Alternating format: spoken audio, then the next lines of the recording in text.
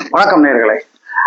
எடப்பாடி பழனிசாமி அவர்கள் தன் நிலை மறந்துடுறாரு. எலெக்ஷன்ல தாம என்ன பேசணும் ஏது பேசணுங்கிறத மறந்துடுறாரு. மறந்துட்டு ஒரு முதலமைச்சர், துணை முதலமைச்சர், பெண்கள் எல்லாருமே மிக தரக்குறைவாக தாக்கி தாக்கி அவர் பதில் போட்டுறாரு. இதுக்கு பாவம் அவர் தோல்வி பயங்கிறது கண்ணில் தெரிஞ்சிடுச்சு. நான் என்ன சொல்றேன், நீங்க இப்படி ஒரு பரப்புரைகள் ஈடுபட்டீங்கன்னா கிடைக்கிற ஓட்டு கிடைக்காம போயிடும் உங்களுக்கு. அதாவது எதிர்க்கட்சி அந்தஸ்துல கூட நீங்க உட்கார முடியாது. அதனால நிதானமாவே பேசுங்க. அரசியல் பெரிய விஷயம் கிடையாது. நாளைக்கே நீங்க அரசியல் எனக்கு தேவையில்லை அப்படின்ட்டு போய் வீட்டுல உட்கார்ந்தீங்கன்னா உங்களை யாரும் கேட்க போறது கிடையாது. ஆனா தோல்வி அடைந்து மிக கேவலமாக எல்லாராலும், அதாவது எல்லாரும் ரொம்ப கேவலப்பட்டு நீங்க வெளியே போறதுக்கு டீசெண்டா இருக்கலாம், டீசெண்டா வெளியே போலாம். அதனால பேசுபவர்கள் ஜாக்கிரதையா பேசுங்க.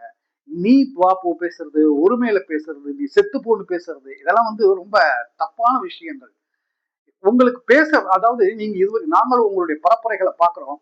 இதுவரைக்கும் அதிமுக, அதாவது அதிமுக என்பது இப்போது கிடையாது. ஜெயலலிதா எம்ஜிஆர் இருந்த அதிமுக அது எப்பவோ போயிடுச்சு. இப்ப இருக்கிற அதிமுக எடப்பாடியோட அதிமுக. எல்லாரும் சொல்றாங்க, ஓ பன்னீர்செல்வம் அதிமுகல நல்ல பதவி சுகத்தை அனுபவிச்சுட்டு வெளியில போய் அதிமுகவுக்கு துரோகம் பண்றாங்க. அவர் அதிமுகவுக்கு என்னைக்குமே துரோகம் இல்லை. ஜெயலலிதா இருந்த வரை அவர் ஜெயலலிதாவுக்கு ரொம்ப சின்சியரா இருந்து செயல்பட்டு இருக்கிறார். ஜெயலலிதா இறந்ததற்கு பிறகு இந்த கட்சி எடப்பாடி கையில போனதுக்கு பிறகு அது அடிமை எடப்பாடி கட்சி என்று எல்லோரும் சொல்வதை போல அவர் மோடிக்கு ரொம்ப விசுவாசமா இருந்ததுனாலதான் அவர் அடிமைன்னு சொல்ல ஆரம்பிச்சிட்டாங்க.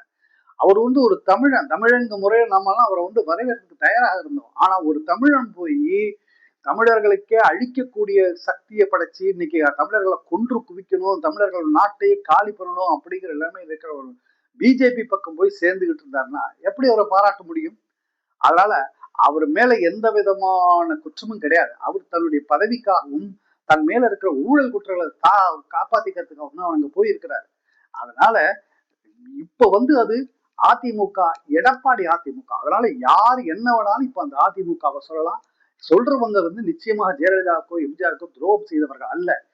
எடப்பாடி என்ற ஒரு துரோகிக்காக அனைவரும் எதிர்த்து நிற்கின்றார்கள். இதுதான் உண்மை.